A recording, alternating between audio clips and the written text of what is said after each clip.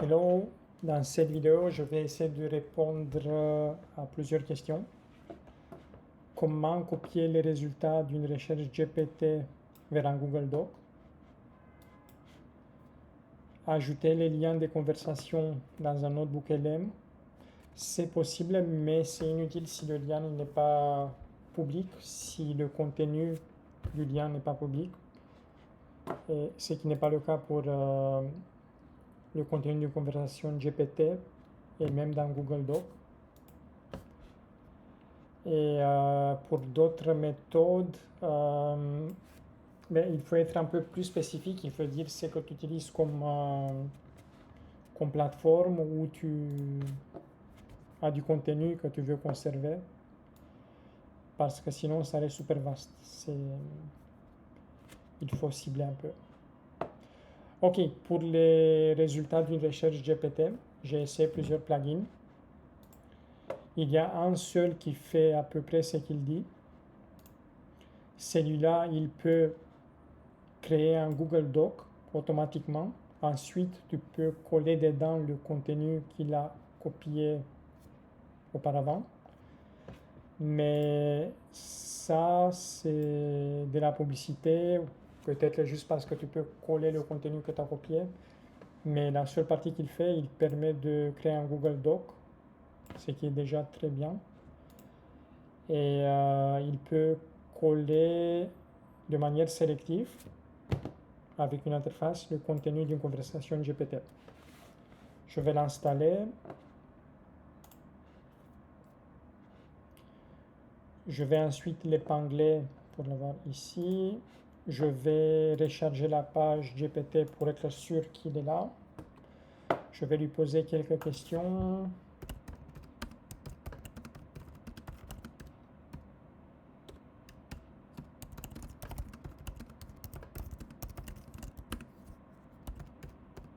Voilà. Ça, c'est pour te montrer qu'il copie aussi les contenus de Canvas. Par contre, il ne peut pas copier les questions. Du coup, ça va être un peu bizarre si tu vois une poésie sans pour savoir pourquoi, mais il y a des limitations. Je vais créer une image pour cette poésie. Ça va prendre un peu plus de temps, mais au moins ça va donner un contexte. Ensuite, je vais lui donner de me créer une table avec des bordures.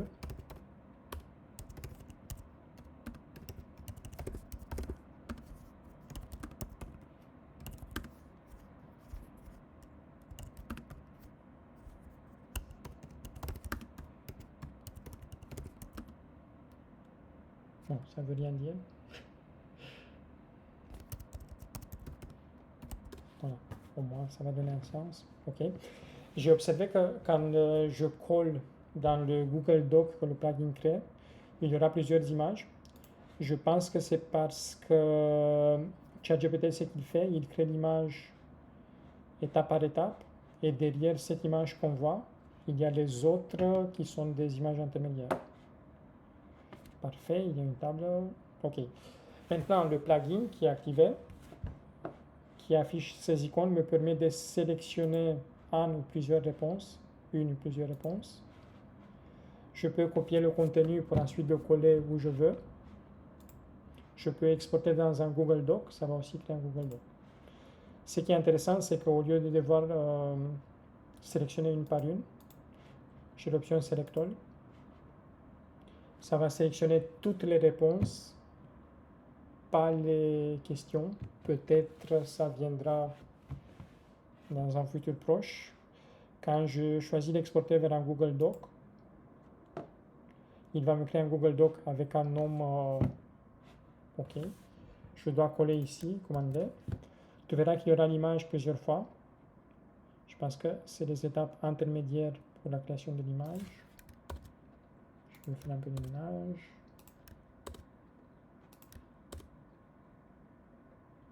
OK.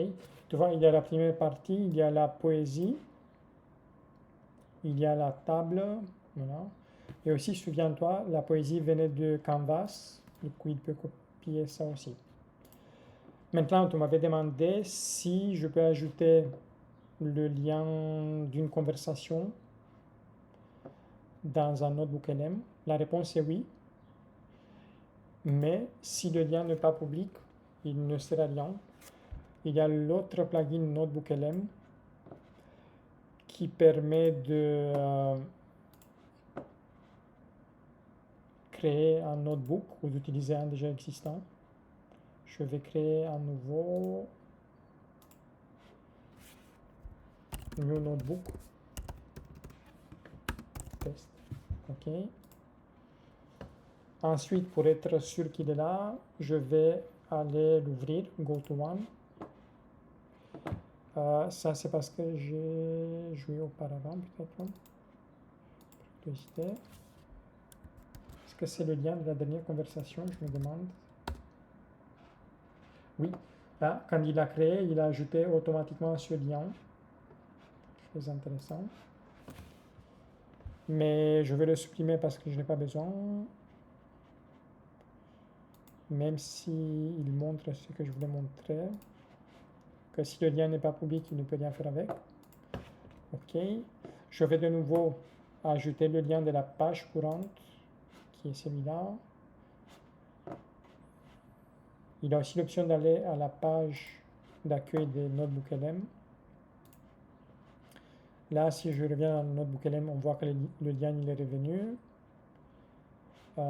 Je vais ajouter aussi le lien de ce document avec le même plugin.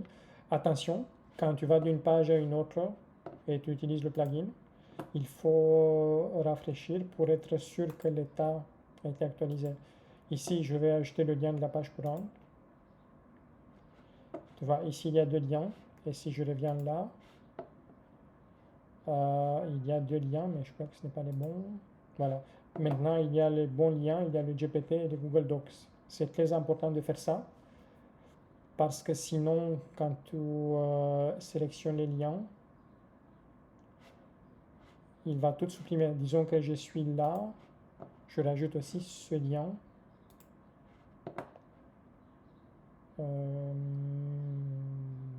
Oui, add link current page. OK, il a été ajouté. Tu vois, ici, la liste est complète. Si j'ouvre le notebook, il y a les trois liens. OK, je peux fermer ça, ça aussi. Mais si je viens ici, où il n'y a que deux, je sélectionne tout, delete. OK. Il me dit qu'il y a deux qui ont été supprimés. Je peux ouvrir de nouveau. Non, il est resté. En tout cas, c'est important de rafraîchir le plugin pour avoir la dernière version. Voilà. Pour sélectionner des liens, tu peux le faire depuis n'importe quelle page. On va chercher n'importe quoi. Je vais ouvrir le lien. Pour ajouter un lien, ça se fait en deux étapes. Premièrement, tu vas appuyer sur Pick Links on the page, sélectionner les liens depuis la page. Et après ça, tu dois sélectionner les liens manuellement. Sélectionner un, deux. OK, lui aussi. Je vais ajouter les liens sélectionnés. J'attends. Il n'y a rien qui se passe. OK. Quand tu vois, les plugins ne sont pas super stables. OK.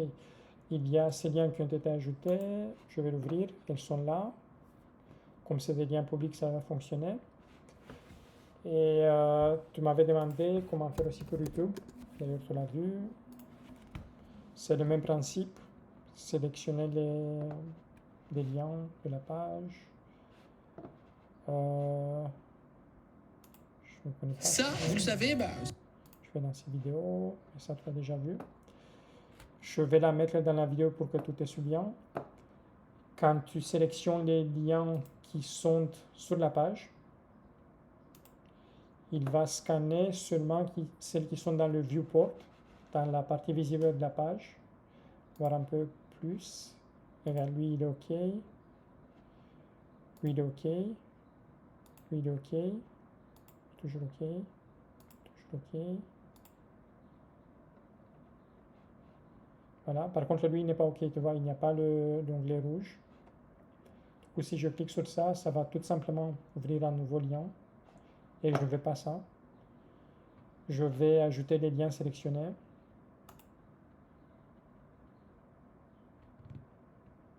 Je vais attendre patiemment.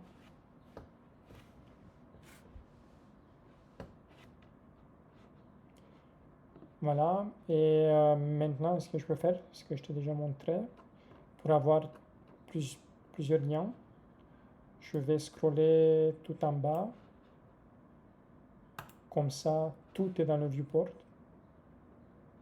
quand il scanne.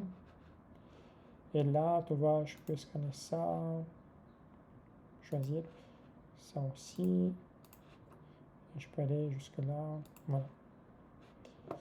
Et c'est tout, malgré le fait qu'il dit que tu peux acheter deux documents avec ça, ce plugin. Tu ne peux pas. Add documents. Compile documents.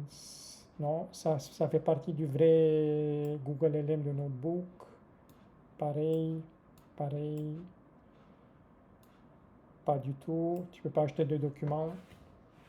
Mais tu peux créer des nouveaux notebooks instantanément.